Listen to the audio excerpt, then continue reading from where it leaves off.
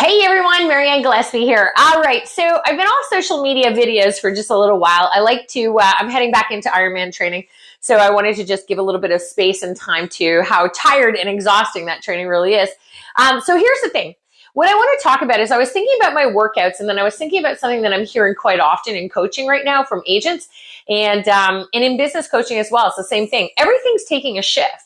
Right? I like to think that we're actually going right back to normal. We're not really, shifting in a negative way. We're going back to normal. And one of the things that I was thinking about is if I go to the gym and let's say I have 150 pounds that I want to lose, and I go to the gym and I say, hey, yeah, I'm going to the gym. I'm not sure why I'm not losing weight. And let's say a personal trainer says to me, well, how often are you going to the gym? And I go, well, I go every day. And they're like, well, how often? Well, I go Monday to Friday every day, and I go in for one session. Well, how long is the session? Oh, it's 15 minutes. Okay, the personal trainer is probably going to tell me that my goal of 150 pounds and 15 minutes in the gym 5 days a week just quite isn't enough. All right, he's probably going to tell me that. So then I go to the other side now.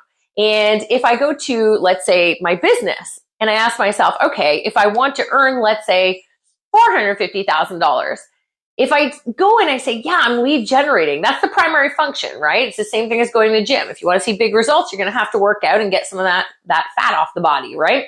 So if you're sitting there in real estate or any business really in sales, you're going to have to do lead generation. Well, here's the question. Is the lead generation that you're putting in, the quantity of it, the input to it, is it going to give you the desired output? Is your input versus your output, what are you doing? So you have to dive really deep into it. Now, here's the difference is everybody, just like the gym, has different body types, different styles, different workouts, different amounts of weight they have to lose. Same thing in business and sales. Everybody has different goals, different skills, different levels of skills. So your input is going to be different than anybody else's. So what one person tells you to do is not going to be the same thing for another person. So you have to really look at, am I getting the results, and how long am I not going to get the results before I actually start to recognize that no matter what I change, what I'm doing, my input just isn't going to get me the output that I want. Therefore, there's only one solution. You need to increase significantly your input, and then you'll see the desired results. No different than going to the gym. That person has all the best intentions, if I did, to lose 150 pounds, and I went in 5 days a week, just like the thing said, but it never said how long. So I only went in for 15 minutes a day. I'm just using that as an example. So I went in for 15 minutes a day and I couldn't figure out why I wasn't getting results. It's the same thing in sales. Everything changes. Your skills are different than somebody else's skills. The market is different, everything. Different types of sales that you're in.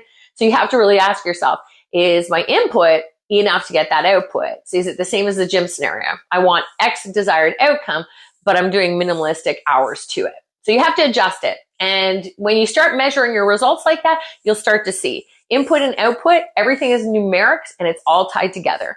And as your skills get better, your input becomes less. But where you are right now, if you're not getting the goals you want, take a look at your input, take a look at your output, and make sure they match. Hope you enjoy.